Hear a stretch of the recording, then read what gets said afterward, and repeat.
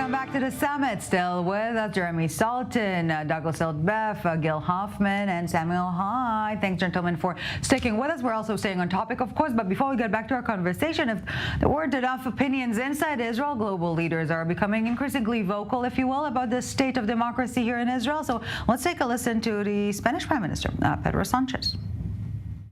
Dear Israeli friends, we as Socialist International have always fought for freedom, equality, justice, and democracy.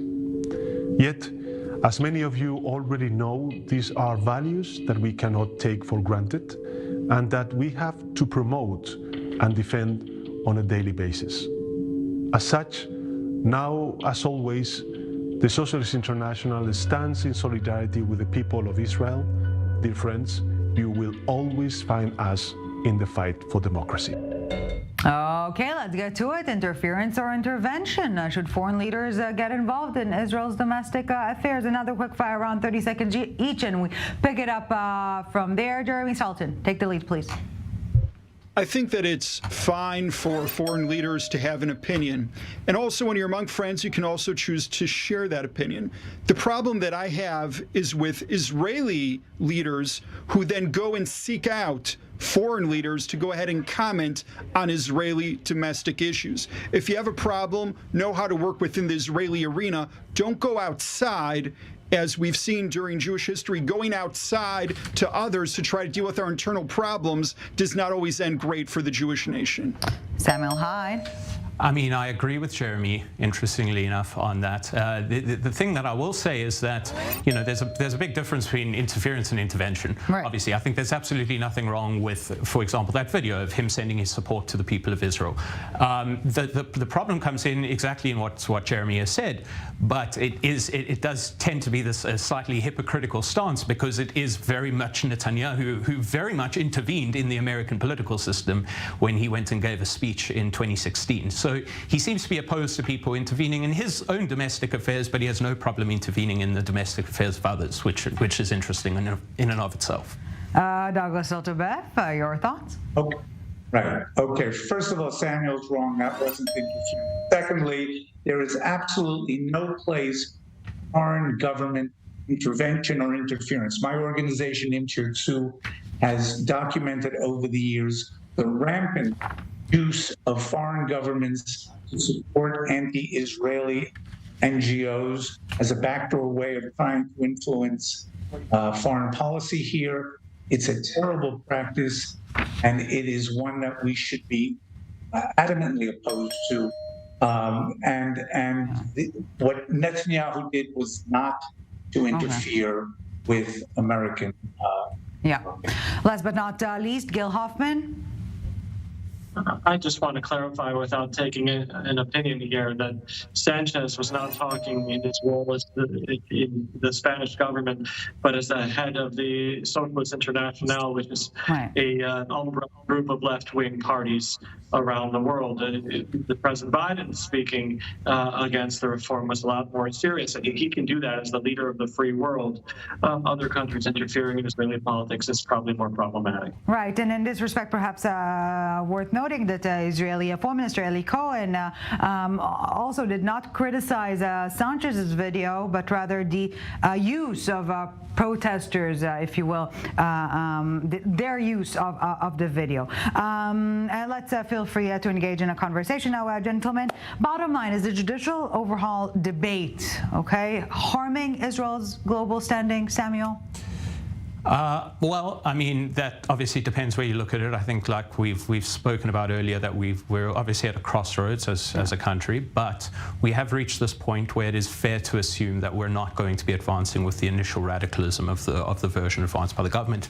As I said earlier, I can't predict what's going to happen.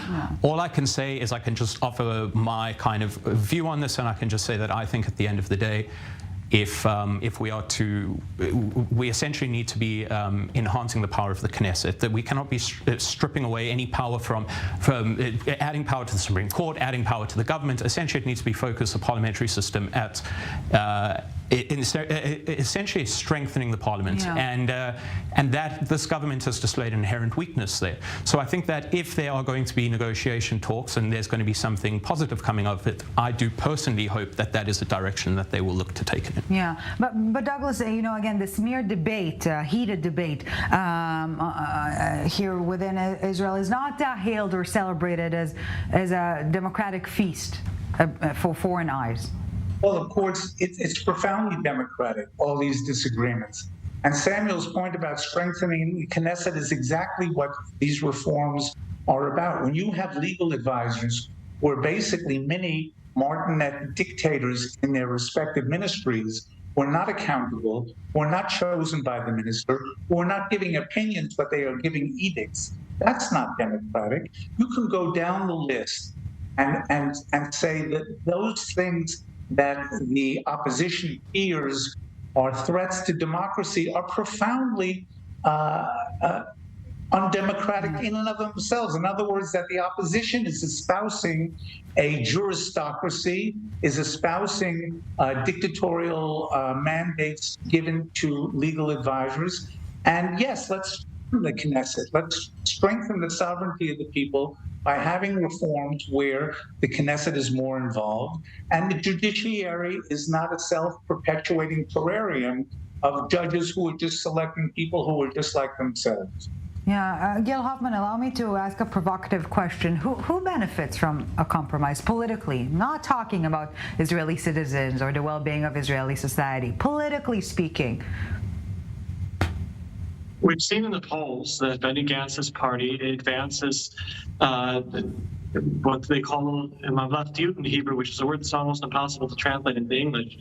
And it's a combination of statesmanship and professionalism, and he is seen right now as doing that. And that's why the polls show that the people of Israel find him to be a more fit leader than Netanyahu. And Netanyahu and Lapid have both been harmed. But to answer also the question from before about the way Israel looks, as the head of Honest Reporting, which fights for Israel in the international mainstream and social media, when the Palestinians and their supporters tried to hijack our legal reform question and make it about them, that is something that did harm to us. When it looks like we're going to be reaching a consensus that proves the strength of our democracy, that ends up helping. Jeremy. Yeah, I think that really when we're thinking of Israel, we want to think of Israel as just Israel. When we're looking at America here in Israel, we're not looking at the problems between the Republicans and the Democrats. We're looking at America, likewise with UK, with the Tories and Labour and Lib Dems, and etc. I think it's very important when the opposition leaders go abroad that they think about that fact that Israel needs to be put as Israel and forget about whatever given government happens to be in office at this time or another. And I think that really connects the two aspects of the previous segment and this segment, and that is that there is a certain responsibility, there's a certain amount of statesmanship that we are looking for from all of our members, and that of course also goes in the coalition as well, since we know there are many members there who really should think about those things and take those messages home. Yeah, Samuel Hyde, wrap it up for us. I think I completely agree with that last part. It is essentially, for me, this government has displayed irresponsible leadership from the get-go.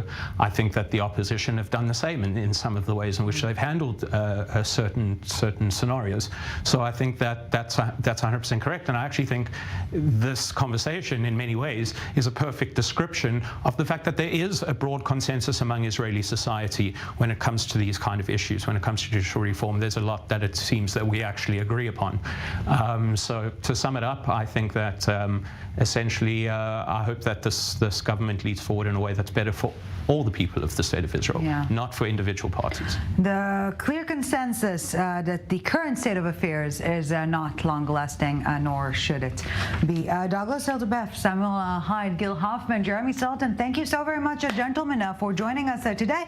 I have a feeling we will be seeing you around soon. Thank you very much for your time and insight.